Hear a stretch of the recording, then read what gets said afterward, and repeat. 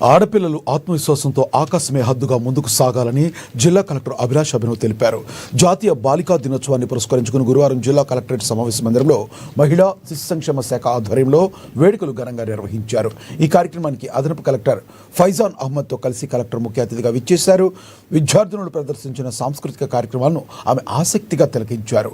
నేటి సమాజంలో బాలికలు బాలులతో సమానంగా అన్ని రంగాల్లోనూ రాణిస్తున్నారని కలెక్టర్ కొనియాడారు. చదువుతో పాటు ఆటలు, సాంస్కృతిక రంగాల్లో బాలికలు అద్భుతమైన ప్రతిభను కనబరుస్తున్నారని తెలిపారు.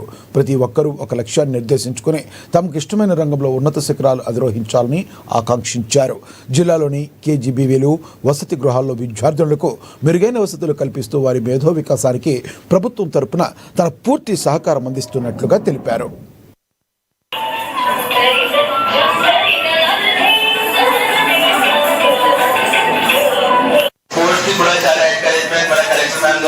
జరుగుతుంది. ఎవ్రీ కేజీబీవీకి ఆర్చరీ కిట్, ఎవ్రీ కేజీబీవీకి టేబుల్ టెన్నిస్ సప్లై చేయడం జరుగుతుంది. ఆల్రెడీ అక్కడ బ్యాడ్మింటన్ ఉంది, వాలీబాల్ ఇది. మామూలుగా తెలంగాణలో చాలా ఫేమస్ స్పోర్ట్స్ ఉన్నాయి.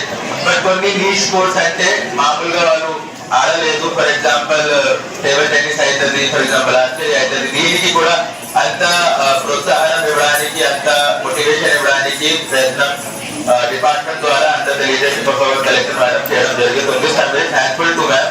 ఇదే విధంగా ఇప్పుడు జరిగిన నిర్మలోత్సవాలు చాలా మంది మీరు కూడా వచ్చారు, చూశారు. దాంట్లో కూడా మేజర్ గా అంటున్నాను అంటే చిన్నపిల్ల ఉంటే పుట్టిన తర్వాత అమ్మాయి డాక్టర్ ఉంటే, బాయ్ ఉంటే, ఇంజనీర్ ఉంటే మంచిగా ఉంటది ఒక ఆలోచన. క్రికెట్ లో కూడా బాయ్ ఉంటే క్రికెట్ ఆడతారు, గర్ల్ ఉంటేనే కబడ్డీ ఆడతారు ఒక ఆలోచన. జాబ్ ఉంటేనే పైలట్ ఉంటే బాయ్స్ ఉంటారు. దీనికి మీ బయాలజీకి ఏం సంబంధం లేదు, దీనికి మీ కెపాసిటీకి ఏం లింక్ లేదు. ఒక గర్ల్ కూడా ఒక మంచిగా పైలట్ ఉండొచ్చు. స్పోర్ట్స్ కి కూడా చాలా ఎంకరేజ్మెంట్ మన